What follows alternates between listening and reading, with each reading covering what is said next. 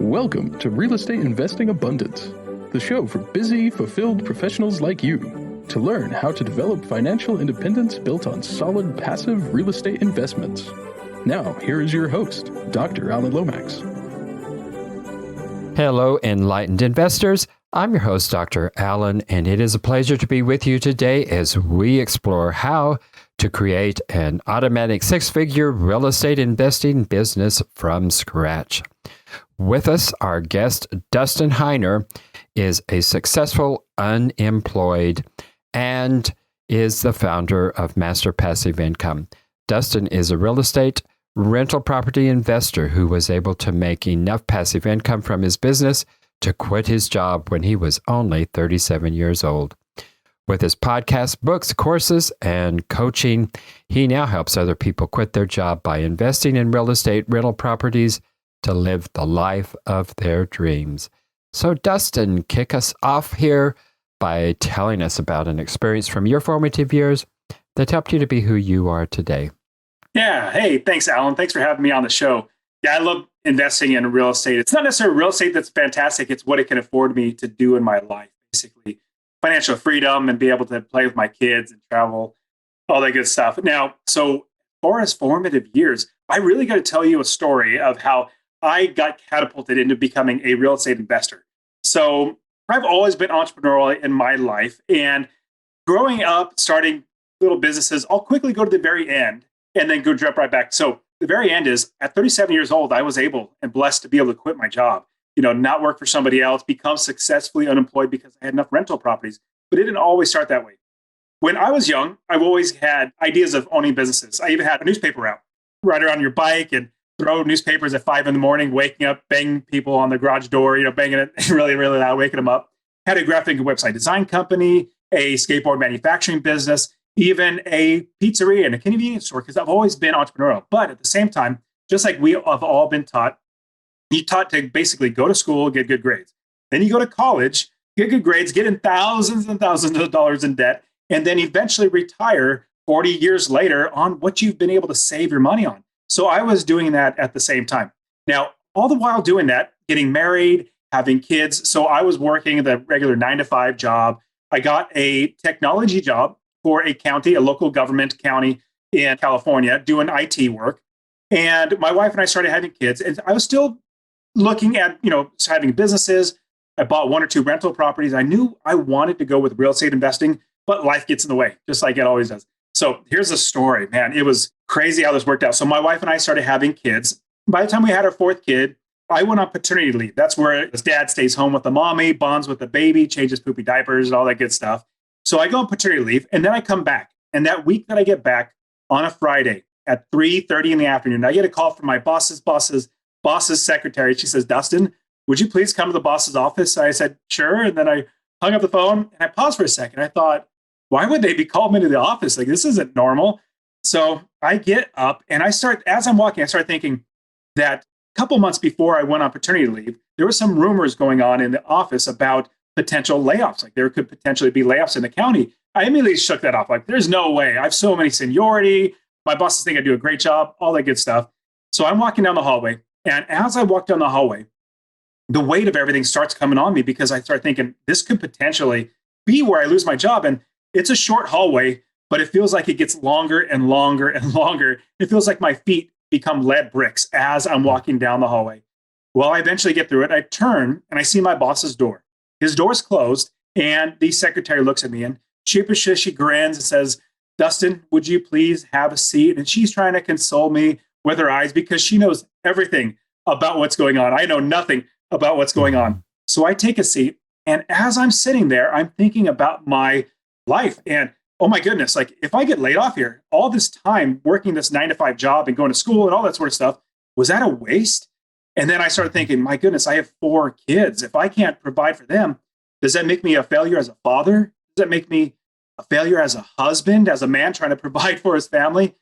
Well, as I'm sitting there, my hands get all clammy. My forehead gets all sweaty because the weight of everything just keeps crushing down on me. Then the door to my boss's office opens up, and out walks a coworker of mine, a lady with a piece of paper in her hands. She is noticeably distraught. She's noticeably upset, but not necessarily crying, but her world has been rocked. rocked. And she walks past me, and my boss says, Dustin, would you please come into the office? So I get up, I go in the office, and I get laid off. And remember, this is the government. Nobody gets fired or laid off from the government, but I did. So I take that layoff notice and I go back to my desk, and I realize two things sitting right then and there, Alan. I realize, number one, I need to get another job. I need to be able to provide for my family. And in doing that, I was blessed to be able to find another job in the same county, different department, really, really blessed, praise the Lord, to find a job, started working there. Now, as I'm sitting there, the second thing I realized, and I would like all of your audience to realize this as well, is that my value does not come from my job. Everybody needs to realize your value doesn't come from your job. So if you realize that, you're going to realize that, my goodness, I'm getting paid so much less than anybody could ever pay me. Now, I also, in thinking this, the second thing I realized, I didn't make sure that this never, ever happens to me again, where nobody has the ability to take away my ability to provide for my family. So right then and there, I decided my value is now I am an investor. So whenever anybody would ask me the question, Dustin, what is it that you do? I would reply, I work for IT. I do technology at the county. Instead, I told myself, I'm always going to reply, I'm an investor. Now, it may so happen that 100% of my money comes from my job. That's now my part-time job. I'm a full-time investor. Fast forward the story, buying property after property, making $250 a month from every single property in passive income. Eventually, I had enough properties where I could quit my job. And I realized my value doesn't come from my job. You'll know that you're getting paid so much less than you should be, because your boss is only paying you enough to keep you working without quitting, but not so much money that takes money out of their pocket. So fast forward the story. After about 4 or 5 more years working in this new department, bought property after property, eventually had 30 plus properties, and I knew that I could quit. So even though I was making $75,000 a year there at that job, I realized I'm losing money. Ended the story by saying, I went to my boss, my new boss, good boss and all, and I said, I'm laying you off. Basically, I'm giving you a 2 weeks notice, jokingly. And he says, Dustin, what are you going to do? And I said, well, I don't have to do anything. I own real estate. It makes me money without me even working. And so the last part of the story is I walked to my car for the last time. I've done this walk 1,000 times, about a 1.5 mile walk in downtown. And as composed to the short walk down that hallway when I got laid off and my feet felt like lead bricks, I felt like I was walking on clouds going to my car, because I knew my real estate investing would make it so I never had to work a job again, and my family would be taken care of. So I'll pause the story and let you ask questions, but that's what catapulted me into becoming an investor. We'll be right back after a brief announcement. Are you a busy professional, passionate about the work of your calling, yet realize that even though you love what you are doing, you're exchanging your time for money? You know that if you were to lose the ability to exchange time for money, your financial well-being will be in jeopardy. If you can relate, I have great news.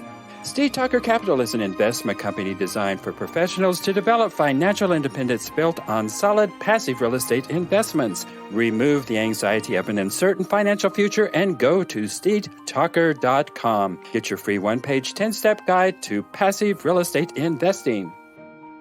Well, fascinating story. And probably a story that many, many people can certainly relate to, because we do get wrapped up in our careers and have this feeling that that's where our value comes from.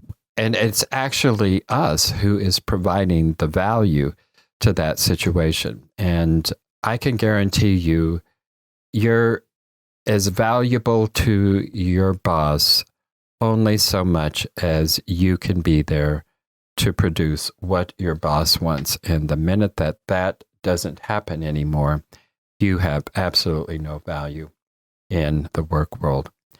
Well, you learned that at really a young age and started out on your own trek. So take us down that path. You were actually building your real estate business while you were still working. But I like how you emphasize the fact that on that day, you made the decision that you were a full-time investor, and that your W-2 job, even though you were working a 40-hour week on that, and perhaps even more, most jobs are more than 40 hours a week in this time and day, but it was your part-time gig. Your full-time gig was your investing. So take us down that road and take us just a step by step. How did you put it together?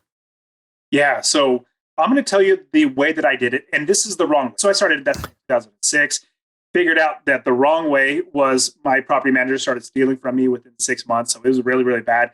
But from there, I realized the right way. So I'll tell you the wrong way. So when I first got started in 2006, I listened to those infomercial people. You go to the seminar and go to the free seminar, and then they charge you another $20,000, all that sort of stuff. But what they teach is, okay, you find a property anywhere in the country, and then you run the numbers. Remember, this is wrong way to do it. You run the numbers on a property. Make sure you're making a little money in passive income. You also make appreciation. Then you spend thousands of dollars to buy the property. Then you spend thousands of dollars to rehab or fix up the property. And then you find somebody to rent it out. And then you find a property manager. In my opinion, that's just about backwards. What I do now, and this is what I teach all my students now, is we build the business first. That's the number one thing that we do in your real estate investing. Like I said, I had my property manager started stealing from me within 6 months because I didn't know what I was doing. I was following what everybody else was telling me. But after that failed, if I would have given up, I wouldn't be where I'm at today. I didn't have that make me give up. I kept moving forward. But what I realized was I love business. If I approach this from a business standpoint, how can I do this? And I realized that if I build the business first before I bought any properties, then that's going to be the way to do it. Let me give you an example of what building the business first. And this is what I did. So the first one, I did it the wrong way. Then after that, I started doing the right way. This is the right way. Now, give me an example of what that's like. If you were to build a convenience store, soda machines, candy bars, all that good stuff, you're not going to sign a lease on a location, open the doors, and set a box of candy bars in there on the ground. You would lose money. In fact, you go out of business in 2 seconds. What you would do, though, is you'd build the business. You get the gondolas. Those are the shelving units that the candy bars go on, the countertops, cold storage, fountain machines, bank accounts, cash registers, insurance, employees, all that sort of stuff before you buy any inventory. Once you have the business built, that's when you buy the inventory and put it into your business. Same thing with real estate investing. We build the entire business first. We make sure that everybody can work in our business, property managers, contractors, realtors, wholesalers, plumbers, roofers, inspectors, insurance agents, mortgage brokers, laundry list of all of them. We do all that first before we buy any properties. And then that property is our inventory. So what we do is build the business, buy the property as a piece of inventory, and we put that piece of inventory into our business. That is how I scaled my business so fast, is because a lot of people, when they tell you the wrong way, like I just told you, the wrong way is that your property as a business, that's not the way it should be. Your business owns property. Your business owns inventory. And all you do is you buy another piece of inventory and put it into your business. Now, what I did for me, I lived in California at the time. This was 2006. Prices were skyrocketing. I couldn't get passive income. I knew I wanted passive income. I wanted to be able to replace my income from my job. So I actually flew to Ohio. I don't do this anymore, by the way. I don't go anywhere. In fact, all the 30 plus properties I own, I literally only seen one of them before I bought it. I don't care to see them. It's inventory. I like a convenience store. I have like hundreds of different types of candy. I'm not going to eat every single one of them, but somebody else will. So take that perspective.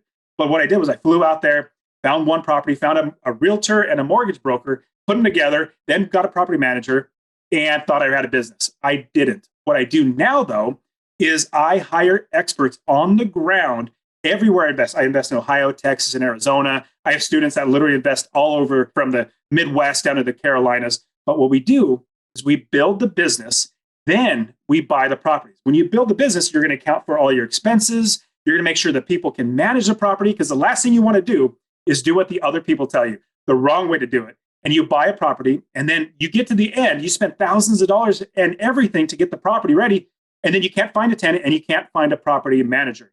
Then instead of an asset, you have a liability.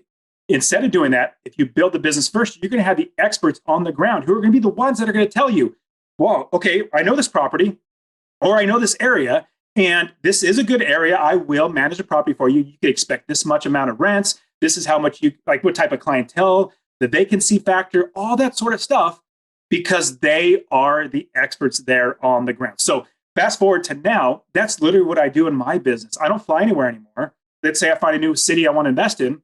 I start finding property managers, contractors. I build the business first, and then I buy the inventory. Does that all make sense? That makes sense, but break it down for us in step 1, step 2, step 3. So it all makes sense that you put all of that together, but that's a lot to absorb in one big bite there. So break it down for us. First thing we do, just like any business, you want to make sure that you can get inventory. Then you want to make sure that you have somebody that can manage that business. Then you need a financing to be able to buy that inventory. So this is the way we do it. We look all over the country for any type of property that we can buy, that we can make passive income. And the minimum for us is $250 or more in passive income. Give you an example of how that plays out. And I'll get into the nuts and bolts of finding and all that sort of stuff.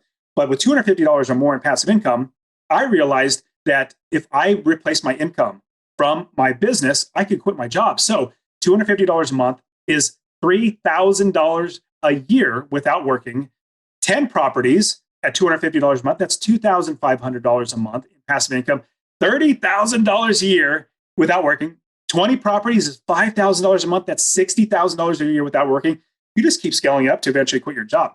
Now, what we do is we look for inventory. Like I said, when you're starting a business, you make sure you have inventory. Inventory meaning I want to find homes that I can buy for less than market values and make $250 a month in passive income. My example would be, in fact, one student I was literally just coaching. I do one-on-one coaching with students, and he found a property. He's under contract for $106,000. Now, I know if you live on the coast, you're going to think, oh man, there are properties sell for $106,000. Like, yes, there are. And there are even some homes that sell for $50,000, $60,000. You could find them and you could rent them out. Remember, you're not going to live there. Other people will. So what he did, if we find the inventory, he's buying it for $106,000, and he's going to be able to make $257, I think, a month in passive income from this one property. Now, this is what we do. We find inventory. So we look all over the country. I suggest starting in the Midwest, Ohio, Tennessee, down in the Carolinas. Start in those areas. You find that these locations have inventory, 3-bedroom, 2-bathroom, 1,200 to 1,400 square feet, middle of the road. Everybody either wants to rent or wants to buy. And then you make sure that you can make passive income in it, meaning add up all my expenses and can I rent it for more than my expenses and then make passive income. So that's the first thing. We find that there's plenty of inventory. You don't want to go to a place there's only one house you can buy and then not continue to build your business. That'd be a lot of work for very little return. You want to find ones that you can maybe buy 10, 15, 20 properties because there's lots of properties there. From there, once we find a city that has inventory, we pause everything else on looking for properties. The biggest mistake most people will do, they'll say, when I'm coaching, they say, Dustin, I found an area. I've already got 5 realtors sending me deals. I'm like, well, that's good, but who do you have to manage the properties? I don't have anybody yet. Like, let's stop talking to realtors. Deals come last. That's the big mistake a lot of people do. They start looking for properties and looking for deals before they even have the business. It'd be like having that convenience store looking for candy bars to buy when you don't even have anything built up. So what we do is we pause looking at properties. Once we find the inventory in the city, good inventory, let's move forward. Let's start talking to property managers. Let's start finding people that are going to be managing the property so we don't have to work. I kid you not, Alan, I don't work 4 hours a week. There's a book called 4-Hour Work Week. I think working 4 hours a week is for suckers. I don't even want to work 30 minutes a week. I basically work 30 minutes a month on my business. All it is, I basically pull up the property management statement, make sure everything looks good, then set it aside, go back to playing with my kids. But I do that because first found the city with good inventory. Then I hire and find the right property manager. I interview them. I interview them multiple times, ask them questions, get their statements, their agreements, make sure everything pans out well. Then I select one property manager. Once I have the property manager, every single thing runs through them. Meaning, let's say, here's how you know you'll have an expert. You go to your property manager and say, hey, property manager, I'm looking at this property. Here's the address. And they'll say, oh man, I know that area. That's a good area. Or I know that area. That's a bad area. And on top of that, you can rent it for $1,600. We tried to get, $1,600 or $1,700. We couldn't. $1,600 is the most that we could rent it for. Zillow said $1,700, but we could only get $1,600. That's an expert. So city with inventory, then finding your property manager. Then after that, next step is making sure you could finance the properties. Remember, finding is later. We want to make sure we can buy the property. So we find mortgage brokers, hard money lenders, private money. We get home equity line of credits. We use commercial loans. There are so many different ways to get financing for a property, but we got to build that up first. We got to make sure we can find that and actually use that, finding the mortgage brokers first or the hard money lenders, whatever it might be, so that when we do find a deal, which is last, then we can put that money to work. So first is finding the area, then finding the people managing it, then finding the way to finance it, get the money. Then last thing is to find the properties. And then we have realtors, wholesalers, other investors, everybody. Like I told you from the beginning, I started telling everybody that I'm an investor. Now I have people sending me deals all the time because they know I buy properties. So that is, in a nutshell, overview how you can basically the step-by-step process build the business to do it the right way. Well, thank you. That's a very excellent explanation on how to build that business in a step-by-step direction. And it totally makes sense for me because all of those things are very important. And I know how easy it is to get lost in, I've got to find that property. I've got to find that property, and start at the end of that rather than at step number one. So thank you so much for taking us through that. Dustin, why don't you share with us how we can get in touch with you and tell us what you have to offer our viewers and listeners?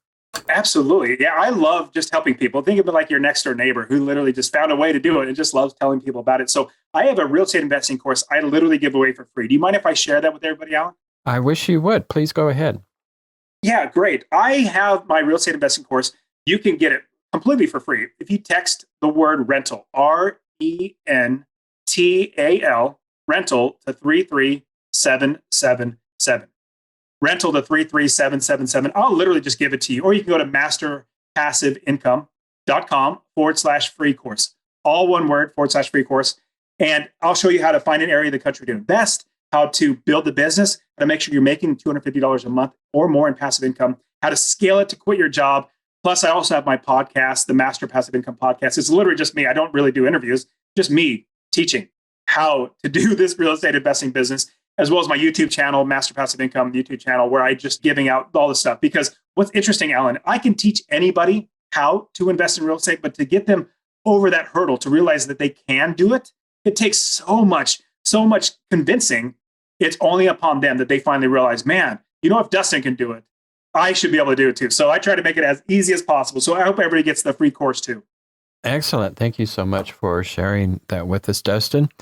And we have one last question here, and that is, what was one of your most difficult setbacks in life? You've already shared with us the setback of losing your job, but share with us another setback in life that you have gone through, and how did you come through that time? And what did you learn from that experience? I guess that's 3 questions in one there. So the biggest setback ever was losing my job. That was number one, because that really just shook me up. I was like, oh my goodness, everything I thought to be true is not. So that was definitely number one. But if I would have wallowed in that, if I would have stuck in that, I would not be where I am today. I would say the next one could have been a really, really detrimental one, but I pushed through it. I like to persevere. So I would encourage everybody to persevere, push through it, be persistent. So that very first property that I bought, remember, I did it the wrong way. I did it the absolute wrong way. And my property manager are stealing from me within 6 months. And I was losing money. It was really, really bad. If I would have just thrown my hands up and said, you know what, this investing thing doesn't work. My aunt told me I shouldn't have done it because she did it one time or whatever, all the other naysayers. If I would have listened to them, I would not have pushed through it. Now, what I had to do was to get creative. As an investor, we are problem solvers. If you're working a regular 9-to-5 job, you have X, Y, and Z. You just do what they tell you to do.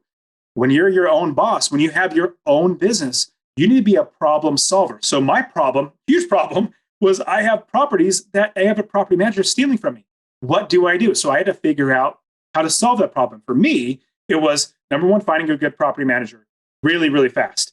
And fast forward to now, I hire property managers very slowly. They're the first hire that I put on my business, but I hire them very slow. I interview them at least 3 or 4 different times. I talk to them on the phone. That's what I do now. But what I did in the past was I just grabbed any property manager. Now, what I do now, though, is I vet the property managers, because this is what I learned. If you just grab anybody who says they're a property manager, they could probably steal from you. You need to make sure that, number one, they're going to be trustworthy. Number two, they can communicate well. Number three, that they're going to take care of your money just like it's their money. And if you do that, it's going to make your life so much better. Instead of worrying about your properties, you don't even think about your property because your money's coming in. So that was probably one of the biggest things, because that really got me to change my thinking from what everybody else says, your property is your business. No, we need to build a business and then have our business own the inventory. Well, Dustin, thanks so much for sharing that with us. Thanks for being on our show today. It's been a pleasure having you. Thank you, Alan. Thank you for tuning in to Real Estate Investing Abundance, brought to you by Steve Talker Capital, a company working for passionate professionals like you to develop financial independence built on solid, passive real estate investments. As part of our efforts to make the world a better place, Steve Talker Capital contributes to activities and organizations committed to better understand the equine. These endeavors attempt to enhance the human treatment of horses worldwide. Steve Talker Capital, working for a world where all creatures, great and small, flourish abundantly. For resources to develop your financial independence, connect with us at stevetalker.com.